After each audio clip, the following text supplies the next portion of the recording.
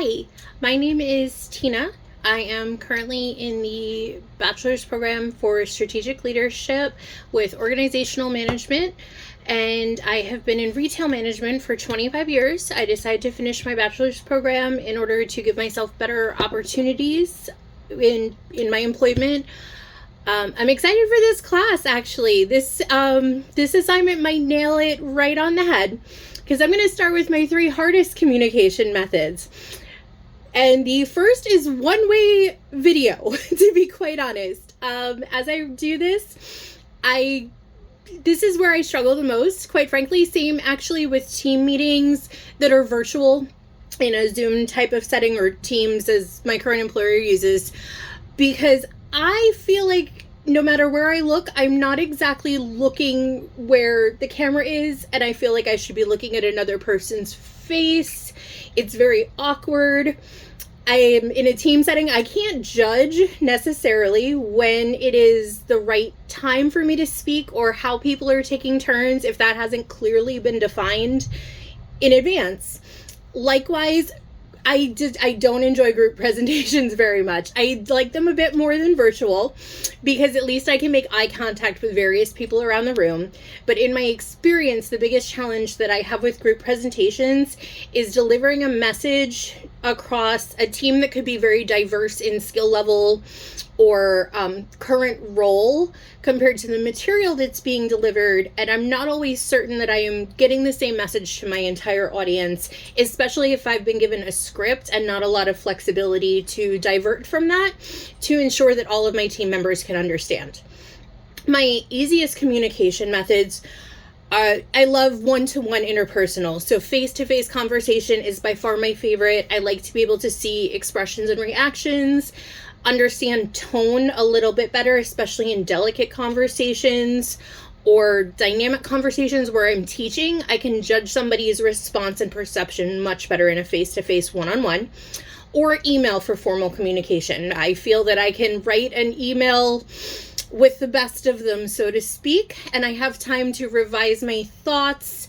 These days, of course, we can run our text through AI to verify understanding, comprehension, nuances that maybe I don't pick up, but overall, email is very comfortable for me. And then personally, I will say that for personal communication, I have a naturally strong internal dialogue. Very strong. It is relentless. It is highly likely that my ADHD that I have had my entire life contributes to that never-ending internal dialogue. It is like there's always a voice going through my head, and I'm always talking myself through every decision, every process, every communication that I'm about to have, replaying and playing back. It's both a blessing and a curse, because I feel that I don't tend to struggle on interpersonal one-to-one communication because of that, but the constant introspection can be a little bit difficult. However, I do try to offset that through different personal communication.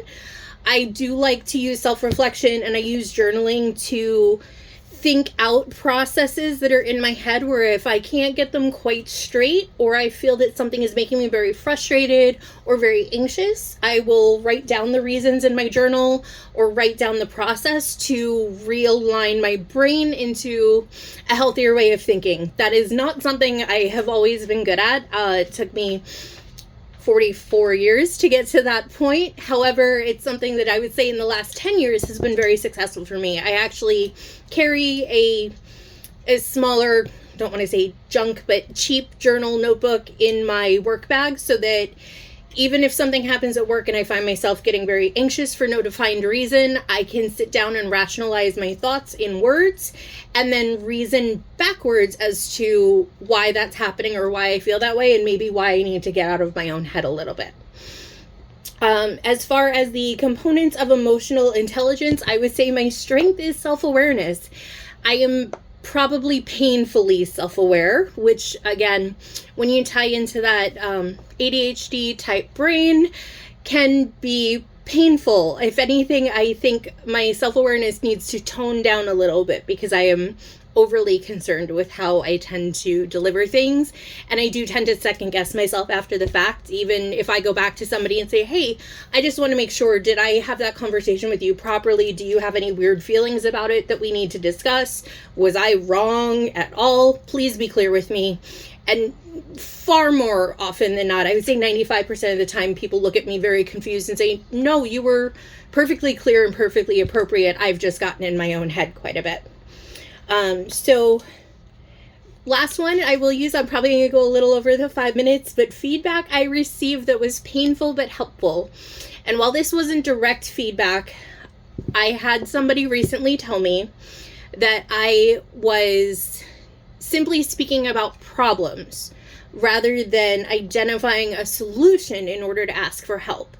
And that stung a little bit because I felt that I had been asking for help over weeks and weeks and weeks in a situation that got increasingly complicated and then got out of control for a short time.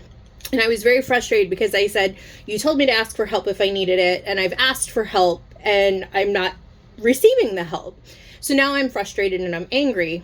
And I was told, you didn't ask for help with a solution, you just complained about the problems. And that was a moment that I think elevated my self-awareness exponentially, because I realized that everything I had said, although I thought I was communicating effectively, and the responses I was getting said that I was communicating effectively, in the end, that wasn't what the person was looking for. So that's made me reevaluate the way that I think about my processes and how I explain them.